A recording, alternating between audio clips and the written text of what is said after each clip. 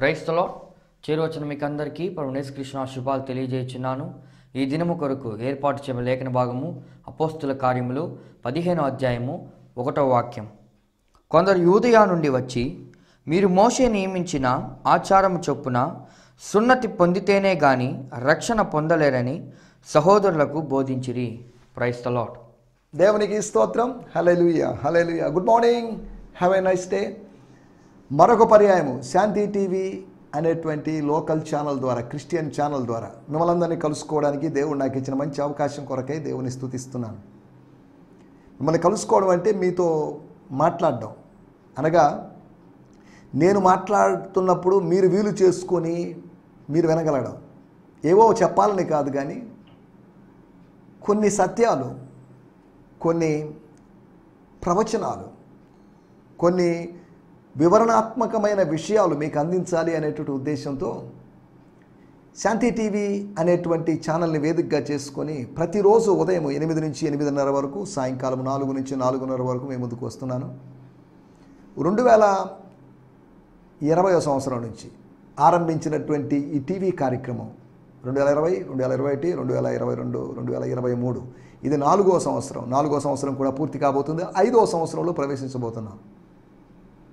ఈ 5 సంవత్సరాలు లేదా 4 సంవత్సరాలు పూర్తి చేసుకోవడానికి ప్రభు సాయం చేశాడు. అనగా 48 నెలలు పూర్తి చేసుకొని 49వ నెల 2024వ సంవత్సరం జనవరి, 49వ నెల ఫిబ్రవరి నెల 50వ నెల, ఇలాగా 50 నెలలు అంటున్నప్పుడు ఇంచుమించు 1400 ఎపిసోడ్లకు పైగా చేయడానికి ప్రభు సాయం చేశాడు. ఇంకా కార్యక్రమాలు చేయడానికి ప్రయత్నం చేస్తాను, ప్రభు నాకు అనుగ్రహించిన వరాలను బట్టి. ప్రభు నన్ను ఆశీర్వదించాడు, ఇంకనూ ఆశీర్వదిస్తాడని నేను భావిస్తున్నాను. నేను ఆశీర్వదించడం ఏమీ లేని స్థితి నాది, దారిద్ర్యపు స్థితి, 0 పొజిషన్లో ఉన్న నన్ను దేవుడు ఆశీర్వదించాడు. పెంట కుప్పల నుంచి ఆయన దీనులను లేవనెత్తువాడు అని దేవుని వాక్యంలో రాయబడింది. ఒకప్పుడు భోజనానికి గతి లేని పరిస్థితిలో ఉన్న దేవుడు నన్ను ఆశీర్వదించాడు.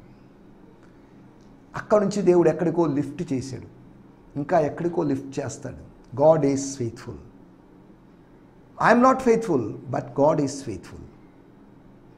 కాబట్టి ఉదయకాలం నా మాటలు వింటున్న సాక్ష్యం అని కాదు, కానీ నేను పరిచర్యలోకి వచ్చి 29 సంవత్సరాలు అయింది. 29 సంవత్సరాలు పూర్తి చేసుకోబోతున్నాను. ఇన్ని సంవత్సరాలు దేవుడు కాపాడాడు, ఆరోగ్యాన్ని, బలాన్ని ఇచ్చాడు. ఈ మాటలను ఆయుధాలుగా చేసుకొని, ఆసరాగా చేసుకొని కొన్ని జీవితాలని ఇన్ఫ్లుయెన్స్ చేయడానికి ప్రభు నాకు సాయం చేస్తున్నాడు. నిన్నటి ఎపిసోడ్లో బోధించడం ఎలా ఉండాలి, బోధించడం బాధించడంగా ఉండకూడదని, బోధన అనేది బాధుడులాగా ఉండకూడదని, అది కాడి మోపే అనుభవంగా, అనగా మన నెక్స్ మీద, మన మీద బరువైనటువంటి ఇనుప కాడి కావచ్చు, ఏదైనా కావచ్చు, దాన్ని మోపే విధంగా ఉండకూడదని. It should be easy thing, it should be easily digested thing. ఏదో some rules and regulations, some లీగలిజంగా ఉండకూడదని, లీగలిస్టిక్గా ఉండకూడదని. అంతేకాకుండా అది టెస్టింగ్ గాడ్, దేవుని శోధించే విధంగా ఉండకూడదని. అంతేకాకుండా అది కష్టపెట్టడంగా ఉండకూడదని. న్యూ కన్వర్ట్స్ అనగా కొత్తగా వచ్చిన వాళ్ళు, అప్పుడే విశ్వాసాన్ని స్వీకరిస్తున్న వాళ్ళు, అనగా కొత్తగా జన్మించిన శిశువులను పోలిన వారి విషయంలో బ్యాలెన్స్ చేసుకుంటూ వెళ్ళాలి. వాళ్ళకి వీళ్ళకి కావాల్సిన ఫీడింగ్ ఒక పాస్టర్గా, ఒక ప్రీచర్గా ఇవ్వాలి. 4వ విషయము కలవరపరచడం. Preaching is not for confusing, preaching is for clarifying. నివృత్తి చేయడమే సందేశం యొక్క ఉద్దేశంగా ఉండాలి, కానీ సందేశం మరింత కలవరాన్ని కలిగించే, జీవితంలో కలవరం ఉంది. ఈ సందేశముతో మనం కలిగించేటువంటి కలవరము మరింత ఎక్కువైన కలవరాన్ని వాళ్ళలో సృష్టించినప్పుడు ఇట్స్ ఆఫ్ నో యూస్. కాబట్టి రండి, ఇంట్రడక్షన్గా ఏవో నేను కొన్ని మాటలు చెప్పాను.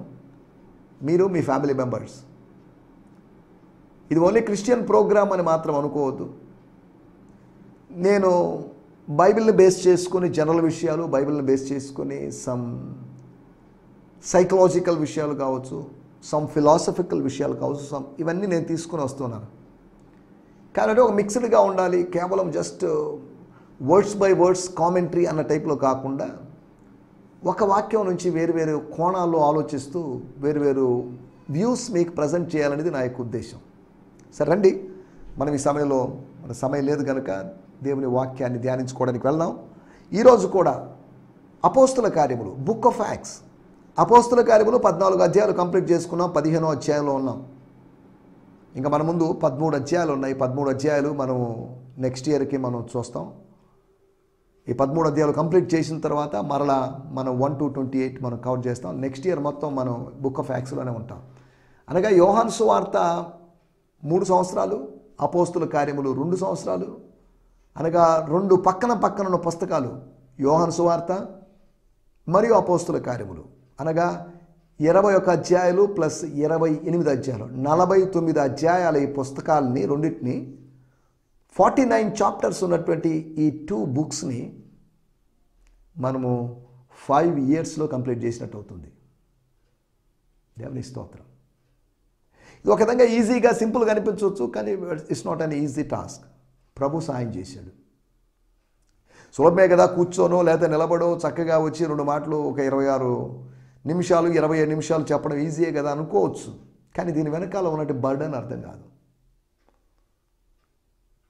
నేను అందుకనే చెప్తుంటాను, ప్రసంగించడం అంటే ప్రసవ వేదన పడ్డం అని చెప్తుంటాను. నాకు వాక్చాతుర్యం లేదు, ఉంటే నాకు అసలు ఇది ప్రసంగం పెద్ద సులభంగా ఉండేది. కానీ వాక్చాతుర్యం లేనోండి కాబట్టి ప్రసంగం ప్రసవ వేదనగా మారుతుంది. ప్రసవ వేదనతో కూడుకున్న ప్రసంగం ప్రభువు యొక్క ప్రతిరూపాల్లోకి ప్రజల్ని మారుస్తుంది. ప్రసవ వేదనతో కూడుకున్నటి ప్రసంగం మాత్రమే ప్రభు ప్రతిరూపాలని ప్రభు ప్రజల్లోకి తీసుకుని వస్తుంది అనే సంగతిని మనం జ్ఞాపకం చేసుకోవాలి. సరే, ఏదేమన్నప్పటికీ రండి, ఈ దినం కూడా 15వ అధ్యాయం 1వ వచనం. కొందరు యూదయ నుంచి వచ్చి, కొందరు బోధకులని కాదు, కొందరు వచ్చారు.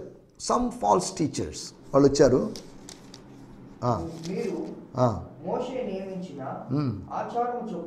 వచ్చి వాళ్ళు ఊరుకోలేదు, వచ్చి ఏదో చెప్పడం ఆరంభించారు, వచ్చి కన్ఫ్యూజ్ చేయడం ఆరంభించారు, వచ్చి రక్షణ అనే చెప్పారు, రక్షణకు ఎక్స్ట్రా యాడ్ చేసి చెప్పారు. సాల్వేషన్ లేదా ముక్తి, మోచనము, లేకపోతే రిడమ్షన్, లేకపోతే కొత్త జన్మ, లేదా ఇంకేమైనా కావచ్చు, వీటి గురించి చెప్తున్నారు. నీటి మూలంగా ఆత్మ మూలంగా జన్మిస్తే కొత్త జన్మ, న్యూ బర్త్. ఆ న్యూ బర్త్ ద్వారా మనం గాడ్స్ కింగ్డమ్లోకి వెళ్తాం. నేను డాక్టర్ అని జనరల్గా చెప్తూనే ఉన్నాను. వాళ్ళు వచ్చారు, వాళ్ళు వచ్చి వాళ్ళు ఏం చేశారు అనేది ఇక్కడ రాయబడింది. వాళ్ళు వచ్చారు, ఏం చేశారు? వాళ్ళు వచ్చి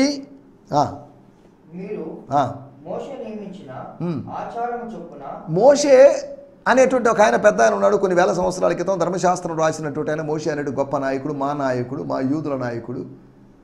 ఆయన నియమించినటువంటి ఆచారం ప్రకారం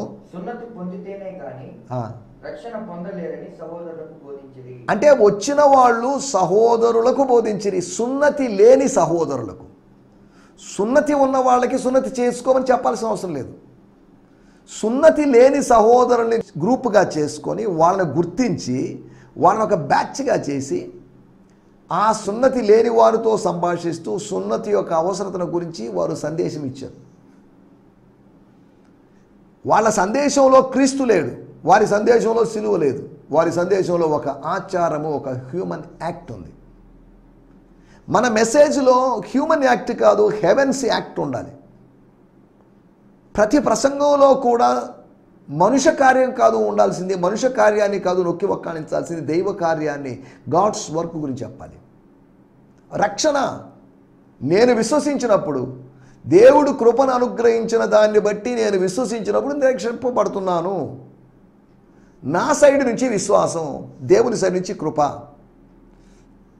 divine grace plus human faith కలుసుకున్నప్పుడు సాల్వేషన్ అనేటువంటి ఒక గ్రేట్ ఎక్స్పీరియన్స్, ఒక గొప్ప అనుభవం జరిగింది.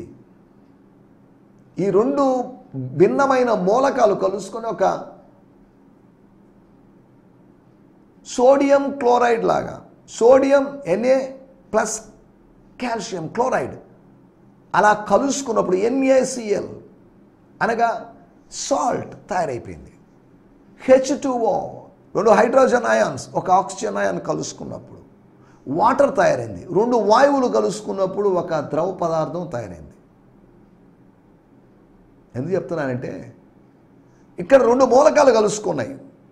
కలువరి సిలువలో 2000 సంవత్సరాల క్రితం మానవుల పక్షాన బలియాగం అయిపోయినటువంటి, కృషి మీద ఆధారపడాల్సిన అవసరం లేకుండా కృప మీద ఆధారపడాల్సినటువంటి ఒక పాసిబిలిటీ, ఒక యాక్సెస్ సిలువలో ఉంది. సిలువ అనేది ఒక వైఫై లాంటిది. అంటే it always reminds about the sacrifice. It reminds something. It reminds the past story. యేసు ప్రభు సిలువలో వేలాడడం అనే మాత్రమే కాకుండా వెంటనే మళ్ళీ కొన్ని వేల సంవత్సరాల క్రితం ఉన్నటువంటి స్తంభం మీద ఇత్తడి సర్పం నిలబెట్టడం అనే మోజెస్ స్టోరీని కూడా మనకు గుర్తు చేస్తుంది. మోజెస్ స్టోరీని గుర్తు చేసి, జీసస్ స్టోరీని గుర్తు చేసి, ఇది అక్కడ సిలువలో జరుగుతున్న విషయం.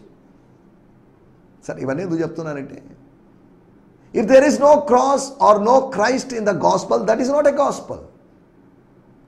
సువార్త రక్షణలోకి నడిపిస్తుంది. ఏ సువార్తలో అయితే సిలువ లేదో లేకపోతే క్రీస్తు లేదో ఆ సువార్త రక్షణలోకి నడిపించలేదు. నకిలీ రక్షణలోకి, false, that is false gospel. False gospel leads to false salvation. నకిలీ సాల్వేషన్, నకిలీ రక్షణ. అంటే దాని అర్థం ఏంటి?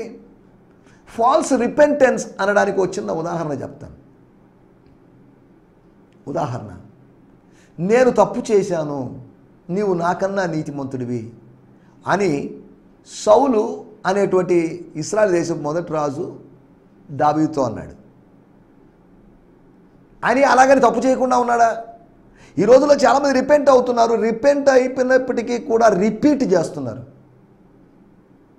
ఎక్కడైతే రిపెంటెన్స్ ఉండాలి అక్కడ రిపీటేషన్ ఉండదో, రిపీటేషన్ రెస్ట్ ఇన్ పీస్కి వెళ్ళిపోద్దో, ఆ రిపెంటెన్స్ మాత్రమే నిలుస్తుందో, రిపెంటెన్స్ ప్లస్ జీరో అంటున్నప్పుడు దాని అర్థం రిపీటేషన్ లేదు. No repetition that leads to revival, that starts a spiritual life. సరే, దేవుని స్తోత్రం, హల్లెలూయా. ఎక్కువ వివరణలోకి నేను వెళ్ళడం లేదు. నా మాటలు మీకు అర్థమవుతున్నాయో లేదో మరి. క్రిస్టియన్స్ అయిన వాళ్ళకి మాటలు అర్థం కావచ్చు, నాన్ క్రిస్టియన్స్ అయిన వాళ్ళకి మాటలు వింటున్నప్పుడు కొత్తగా ఉండొచ్చేమో. కానీ మీరు జాగ్రత్తగా విన్నట్టయితే ఎవరికైనా కానీ దీన్ని సులభంగా అర్థం చేసుకోవచ్చు. నేను చెప్తున్న విషయాలు these are the inner things, ఆత్మీయ ఆంతర్య విషయాలు కనుక వాటిని సులభంగా కొద్దిగా మనసు పెడితే మనం అర్థం చేసుకోగలము.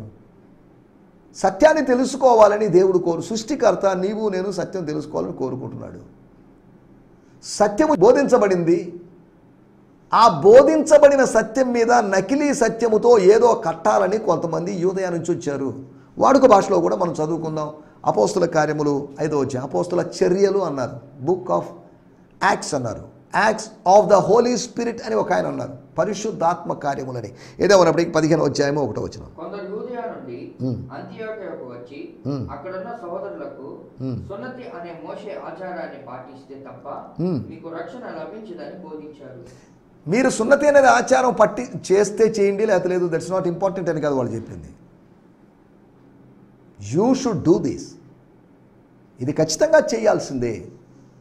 మీరు ఇప్పటివరకు రక్షణ పొందారనుకుంటున్నారేమో, లేదు పొందలేదు, పొందాలి అంటే పలానా పని చేయండి. క్రీస్తు సిలువలో జరిగించిన కార్యానికి నువ్వేం కలపాల్సిన అవసరం లేదు. That sacrifice is sufficient. అది చాలు, అది సరిపోతుంది.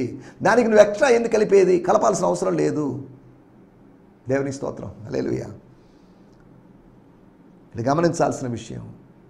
మన సువార్త అనేది సిలువ సువార్త. 1 కొరింథీయులకు రాసిన పత్రిక 1వ అధ్యాయం అందుకని రాయబడింది సిలువను గూర్చిన వార్త. The message of the cross. Gospel is the message of the cross. అంటే దాని అర్థం the message of the cross means it doesn't mean it's a message of a vertical beam and horizontal beam. ఒక పొడవైన, ఒక వెడల్పైన, లేదు అంటే ఒక సమాంతరమైన ఒక వ్యతిరేక దిశలో ఉన్నటువంటి రెండు కొయ్యల యొక్క కథ కాదు సిలువ. సిలువలో వేలాడినటువంటి ఒక వ్యక్తి, సిలువను బలిపీఠంగా చేసుకున్న వ్యక్తి, సిలువను ప్రార్థనా గదిగా చేసుకున్న వ్యక్తి, సిలువను ప్రసంగ వేదికగా చేసుకున్న వ్యక్తి. ఒక సిలువే, కానీ అది ప్రసంగ వేదికగా మారింది, అది ఆయనకు బలిపీఠంగా మారింది, ఆయనకు ప్రార్థనా గదిగా మారింది. అక్కడి నుంచి ప్రసంగం చేశాడు, అక్కడి నుంచి ప్రార్థన చేశాడు, చూడండి, అక్కడి నుంచి ప్రాణత్యాగం చేశాడు. 1 cross and 3 experiences. 3 crosses, 3 experiences అని కాదు. 1 cross, the cross of Christ, the message of the cross. సిలువ సువార్త. ఎవరో అన్నారు, this is not Christianity, Christ లేడు దీంట్లో, దిస్ ఈజ్ క్రాసియానిటీ, అనగా క్రాసే ఉంది. అవును, ఎంటీ క్రాస్ గురించి మనం ప్రకటించడం లేదు. We are speaking about the cross, present 21st centuryలో ఉన్న క్రాస్ని గురించి, ఎంటీ క్రాస్, గోల్డెన్ క్రాస్, లేకపోతే మెటాలిక్ క్రాస్ గురించి మనం మాట్లాడడం లేదు. కానీ the cross on which Christ he's died అనే దాని గురించి మనం మాట్లాడుకుంటున్నాం. మీకు అర్థమవుతున్నాయి అనుకుంటాను. మీకు ఏమైనా వివరణలు కావాలంటే, ఎక్కువ ఎక్స్ప్లెనేషన్ కావాలనుకుంటే దయచేసి నా 2 వాట్సాప్ నెంబర్ ఉన్నాయి, మీరు కాంటాక్ట్ చేయాల్సిందిగా కోరుతున్నాం. సరే, దేవుని స్తోత్రం. ఏంటి రక్షణ పొందడం అంటే ఏంటి? దాని గురించి మనం ఇంకా కొద్దిగా ఆలోచిద్దాం. దాని గురించి మనం కొద్దిగా ఆలోచిస్తే 15వ అధ్యాయము 8వ వచనం. మరియు హృదయములను ఎరిగిన దేవుడు మనకు అనుగ్రహించినట్టుగానే వారికి పరిశుద్ధాత్మను అనుగ్రహించి వారిని గూర్చి సాక్ష్యం ఇచ్చెను. yes, వారికి పరిశుద్ధాత్మను అనుగ్రహించి, he has given his spirit to them, to the Gentiles. ఎవరికి? వారికి అంటే అన్ని జనులకి. వారిని గురించి అనగా అన్ని జనుల గురించి వారికి అనుగ్రహించి వారి గురించి సాక్ష్యం చెప్పాడు. వారి పట్ల హృదయములు ఎరిగిన దేవుడు, అన్ని జనుల హృదయాలను ఎరిగిన దేవుడు, మన హృదయాన్ని ఎరిగిన దేవుడు, అందరి హృదయములను ఎరిగిన దేవుడు, అన్ని జనులకు దేవుడు, యూదులకు దేవుడు, అందరికీ దేవుడు. మరియు హృదయములను ఎరిగిన దేవుడు మనకు అనుగ్రహించినట్టు వారికి పరిశుద్ధాత్మను అనుగ్రహించి. పరిశుద్ధాత్మను అనుగ్రహించి అంటే పరిశుద్ధాత్మ యొక్క ఒప్పుకోలను అనుగ్రహించి. He granted Holy Spirit to them అంటున్నప్పుడు He granted the filling of the Holy Spirit. పరిశుద్ధాత్మ నింపుదలను అనుగ్రహించాడు అనుకోవచ్చు. అదే సమయంలో He gave them the conviction of the Holy Spirit. అనగా పరిశుద్ధాత్మ యొక్క ఒప్పుకోలు అనుభవం. సువార్త విన్న అన్ని జనులు పాపమును గురించి, నీతిని గురించి, తీర్పును గురించి ఒప్పించబడ్డారు. They were convicted by the Holy Spirit. They were convicted of their sin. They were convicted about the coming judgment. They were convicted about the righteousness of God. దేవుని స్తోత్రం, హల్లెలూయా. మనం ఆలోచిస్తున్న విషయాలు, ఒకటి రక్షణ పొందడం. రక్షణ అనే అనుభవంలో granting of the Holi Spirit, పరిశుద్ధాత్మ యొక్క అనుగ్రహింపు అనే దాన్ని చూస్తున్నాం. 15వ అధ్యాయము 9వ వచనం. 15వ అధ్యాయము 9వ వచనం. వారు హృదయములను విశ్వాసము వలన పవిత్రపరచి మనకును వారికిని ఏ భేదమైనను కనపరచలేదు. Now not one thing separates us as Jews and Gentiles, for when they believe he makes their hearts pure. He made their hearts pure. ఎలా? హౌ? ఏ విధంగా వాళ్ళ హృదయములు పవిత్రపరిచాడు అంటే, స్తోత్రం, విశ్వాసం ద్వారా, యేసు క్రీస్తునందలి విశ్వాసము ద్వారా వారి హృదయమును శుద్ధి. The faith in Jesus Christ has a power to cleanse you, purify you. నిన్ను శుద్ధీకరించడానికి శక్తి కలిగినట్టు విశ్వాసం. దీన్ని బట్టి యూదులకు, అన్ని జనులకు ఉన్నటువంటి అడ్డుగోడ పడిపోయింది, అడ్డుగోడ పడగొట్టేశాడు. అంటే దాని అర్థం విశ్వాసము అనేటువంటి ఒక ఆయుధం ద్వారా అడ్డుగోడ పడగొట్టబడింది. స్తుతి అనేటువంటి, మార్చింగ్ అనేటువంటి, ప్రైజింగ్ అనేటువంటి ఆయుధం ద్వారా ఎరికో గోడలు కూలిపోయినట్లుగా అన్ని జనులకి, యూదులకి అనేక సంవత్సరాలుగా వారి మధ్యలో ఉన్నటువంటి అడ్డుగోడ విశ్వాసం ద్వారా, through faith, it was collapsed. దేవుని స్తోత్రం, హల్లెలూయా. అక్కడ విశ్వాసముతో చేసినటువంటి స్తుతి, విశ్వాసముతో జరిగినటువంటి నడక, విశ్వాసంతో జరిగిన ప్రదక్షిణ విశ్వాసంతో జరిగింది. అన్ని జనులు దేవాలయాల చుట్టూ ప్రదక్షిణలు చేస్తున్నారు, ఏం జరగదు. కానీ దేవుని ప్రజలు కొన్ని వేల సంవత్సరాల క్రితం ఎరికో చుట్టూ ప్రదక్షిణలు చేశారు. ఆ ప్రదక్షిణ ఫలితంగా ఆ ఎరికో యొక్క చరిత్ర సమాప్తమైంది, ఆ ప్రదక్షిణ దాని యొక్క పరిసమాప్తిని కలుగజేసింది. దేవుని స్తోత్రం. ఇక్కడ ఆలోచిస్తున్న విషయాలు ఒకటి, రక్షణ గురించి మనం ఆలోచిస్తున్నప్పుడు మన రక్షణ యొక్క పూర్తీకరణ, the completeness of this salvation is through the Holi spirit.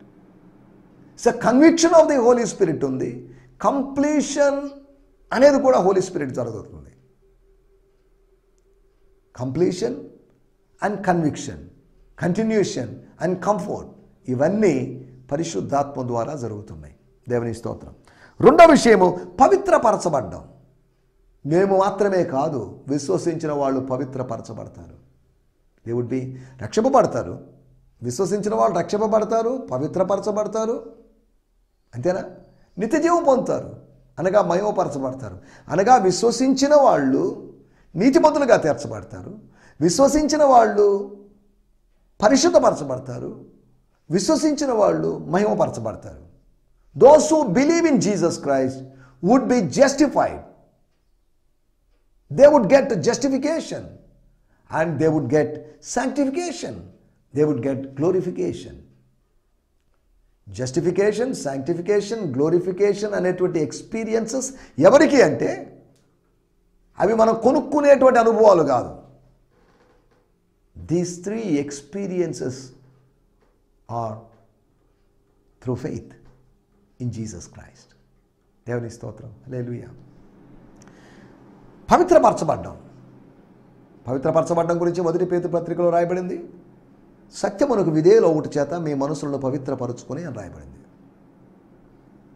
You are sanctifying your hearts by the obedience to the truth. సత్యానికి విధేయులు అవుతడం వల్ల మీరు అలా అయిపోయారని చెప్తున్నాడు. దేవుని స్తోత్రం. మూడో విషయం నేను మీకు జ్ఞాపకం చేస్తాను. 15వ అధ్యాయము 16వ వచనంలో రాయబడిన మాట. ఆ తర్వాత అనగా అటు తర్వాత ఇవన్నీ జరిగిన తర్వాత after something happens after some time మనుషులలో కడమవారును నా నామము ఎవరికి పెట్టబడునో ఆ సమస్తమైన అన్ని జనులను ప్రభువును వెదకునట్లు